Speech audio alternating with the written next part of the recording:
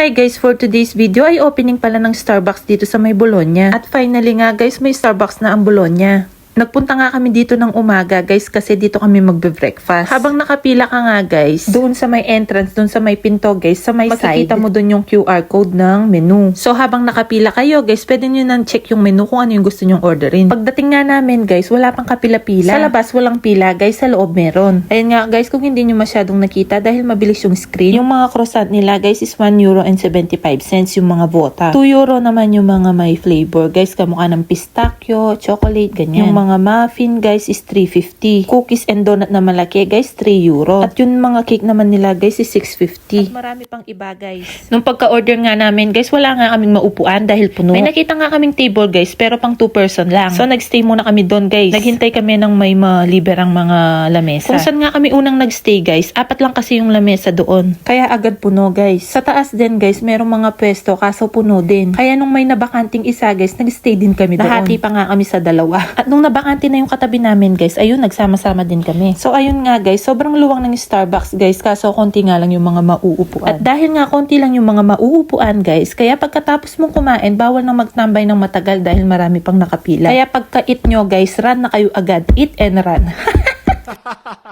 Thank you guys for watching. God bless. Bye!